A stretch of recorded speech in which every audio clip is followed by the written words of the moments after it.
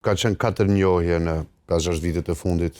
por ka pasur një stagnim, qoftë në antarësimi në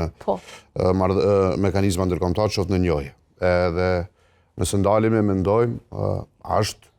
dështim kolosal i diplomacisë mos njohja nga Ukraina, marrë parasysh gjithë atë që ndodhi në Ukrainë, momentin e duhur për ta marrë realisht njohjen. Sot e kemi Zelenskin duke deklaruar rikonfirmimin në Beograd se nuk do ta njohë pavarësinë e Kosovës.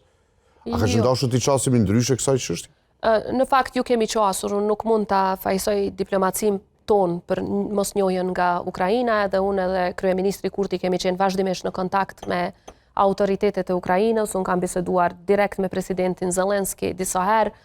kryeministri ka biseduar me disa zyrtar të tjerë, nuk po i përmendit ashtë, mirë po përpjekjet janë bërë. Nuk ka qenë problemi mungesa e diplomacisë këto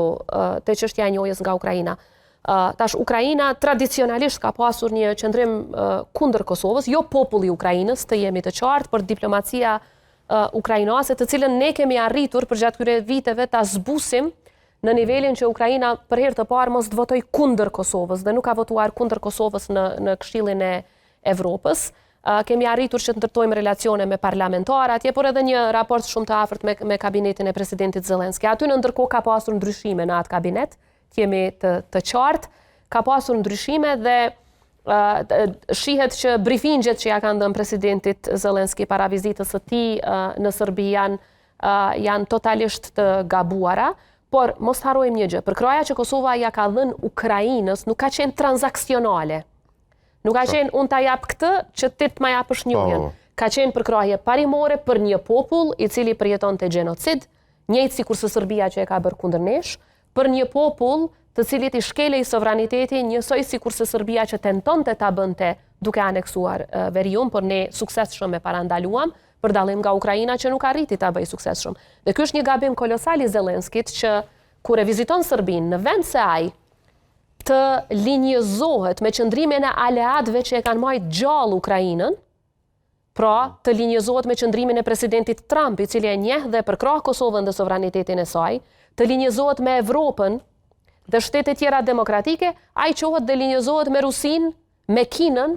me Korenë Veriore, e cila piqen ushtar atje për me vrarë Ukrainas, njerëz pa fajshëm të Ukrainës,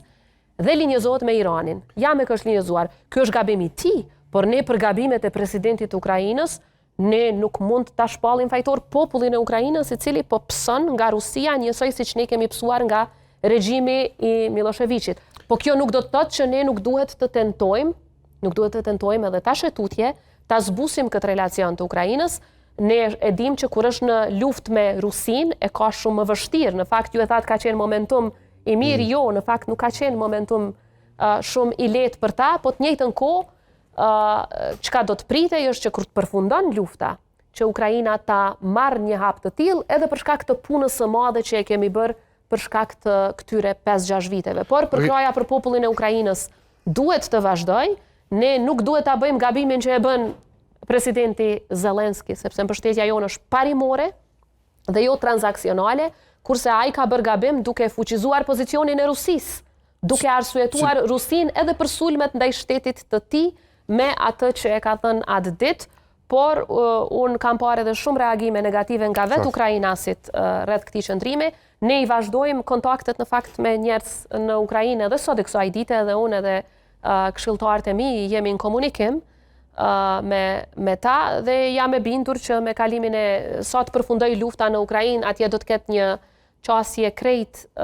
tjetër, por Zelenski ka gabuar shumë me konstatimet e tij, të cilat janë totalisht pasakta, edhe sikur ai ta besonte politikisht një gjë të tillë, është e pasakt nga aspekti juridik, sepse ai fliste për të drejtën ndërkombëtare,